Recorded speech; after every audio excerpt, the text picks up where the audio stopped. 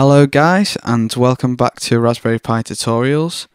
I've finished all my exams now and I've had a bit of a break from this, so I'm going to start the channel back up.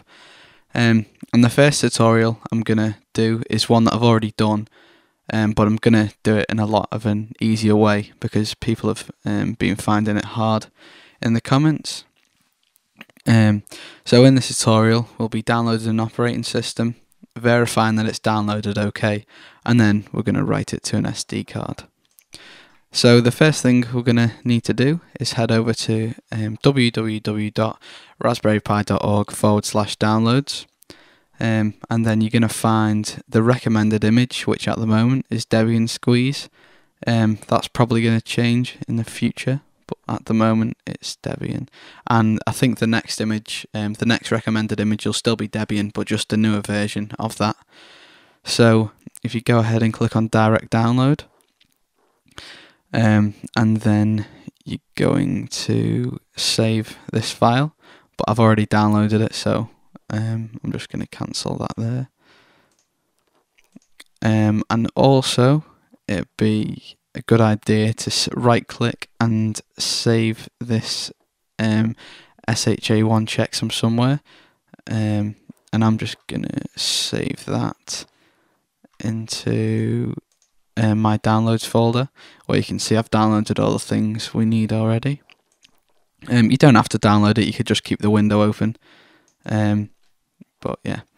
And then you're gonna need to download something called Win32 Disk Imager, and I'll put all the links for these in the notes under the video.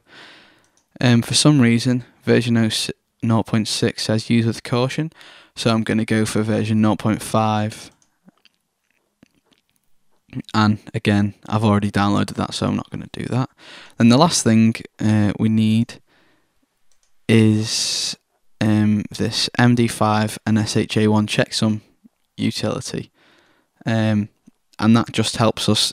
We basically run an algorithm on the file that we download, the operating system, and then compare it with that number, this checksum number here, to make sure that the file hasn't been damaged or there's been any errors when downloading. Okay, so I'm going to head over to my download folder now, and the first thing we're going to do is open up this MD5 SHA1 utility. And then what we are going to do is we're going to browse to this zip file for the file,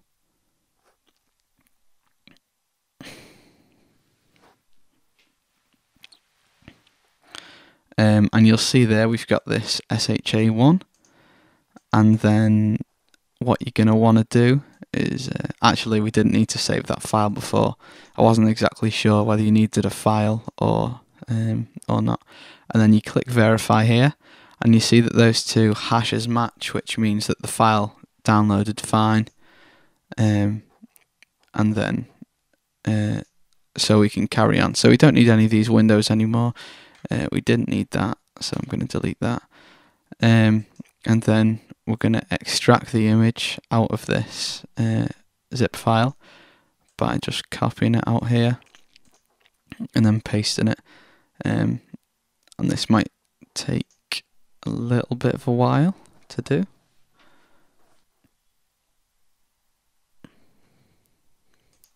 Okay, so now that that's been extracted, I'm going to delete that zip file. You don't have to do that. Then I'm just going to extract this Win32 Disk Imager. I'll have to make a new folder for that because it's all the files for it, and not in a folder, and I don't really want it to be messy. So then you're going to double click on Win32 Disk Imager, and then the device for mine is F, the device which my SD card is. You can see there I've got an 8GB SD card, and then it's really easy. You just browse for this image file here, and then you click write. We click yes there, and then that's getting written to the SD card. And then once that's finished, it's your SD card's good to go. So yeah, thanks for watching, guys. I hope this has helped some of you out, and I'll be making more tutorials soon. Cheers.